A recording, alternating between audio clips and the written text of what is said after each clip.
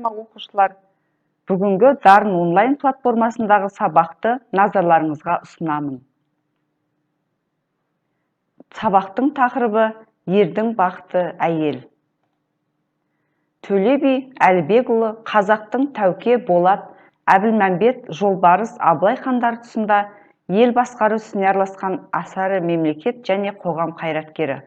Ойшыл дана, әз Тәуке құрған билер кеңесінің мүшесі, атақты шешен, ұлы жүздің төбе биі, жеті жарғы заңдар жинағы құрастырушылардың бірі.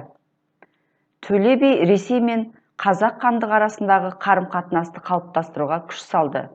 1749 жылы Орынбор губернаторы Неплюевке өзінің жиені айтпай бастаған елші жіберіп, Ресейге қосылу ниетін білдіреді. Төле бидің замандасы Қаз дауысты Қазбек бидің Төле би дүниеден өтті деген суық хабарды естігенде, Төле өлді дегенше дүниеден әділет өлді десейші. Бүтін билікке Төле жеткен, бүтін хандыққа есім жеткен, бұл екеуіне кім жеткен деп жер таянып көзіне жас алған екен. Төле жас кезінен дау таластарда төрелік айтып көзге түсе бастайды. Ертеде Шу өзенінің Балқашқа жақын жайылым алқабына Үйсін мен Арғын тайпаларының белдібектері таласыпты. Екі жақтында билері бас қосып кеңесіп бәті бола салмайды. Көпшілікке еріп барған 15 жасар Төле билік айтушыларға көңілі толмайды. Ол ақты ақ деп бағалар, ой егі жақсы ағалар, өзегі талса ел біткен, өзен бойын жағалар деп сөз бастай бергенде, ата тұрып ұл сөйлегеннен без, ана тұрып қыз сөйлегеннен без деуші еді. Мына бала кім өзі? Дейді төрде отырған би. Төле қасқая қарап тұрып, о би ата, 13-те отау есі демес пе? Кінәлімін бе келіп қалсам 15-ке?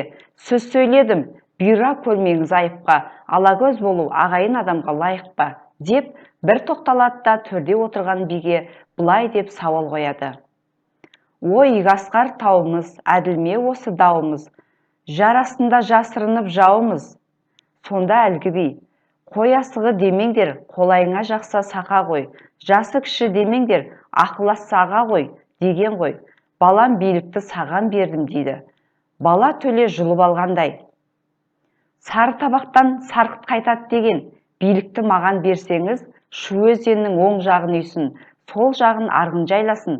Бұған қалай қарайсыздар дейді. Бұл шешімге екі жақ та риза болып бітімге келеді. Сонда төрдегі би, үй баласы ма деп едім, ел баласы екенсің, аймаңдайлы арысым, талабың алдан өтелсін, ауылыңның таңы бол, маңдайдағы бағы бол, деген екен.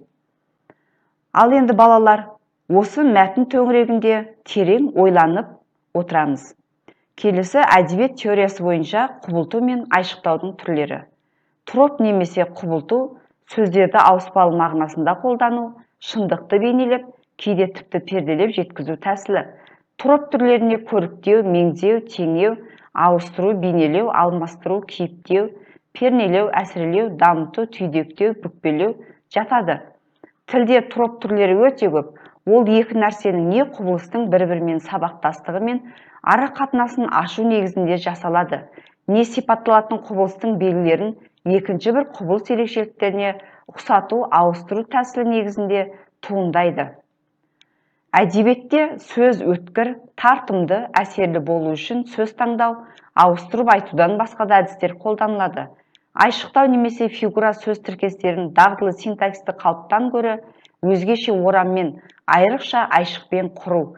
Айшықтау немесе фигура түрлеріне арнау, қайталау, шендестіру, дамыту, инверсия, эллипсис жатады.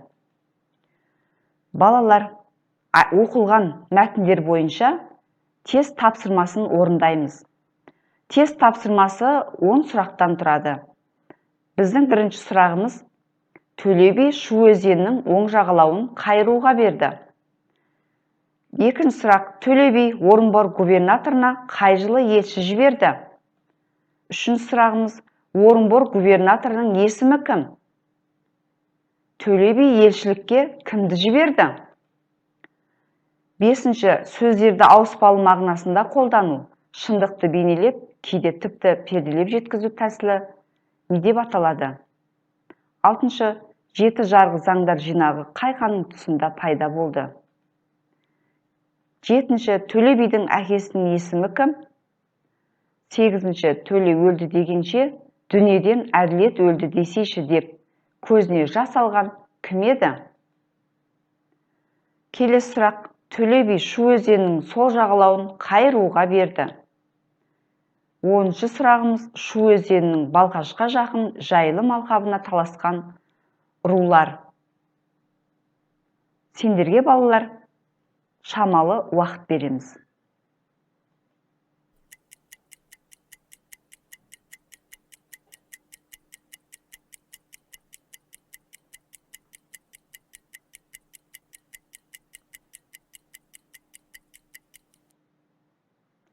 Қатемен жұмыс жасаймыз.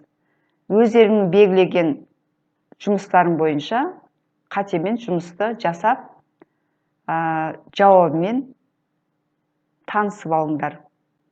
Жауабын тексерген болсаңдар, бүгінгі сабағымыз аяқталды. Келесі жүздескенше.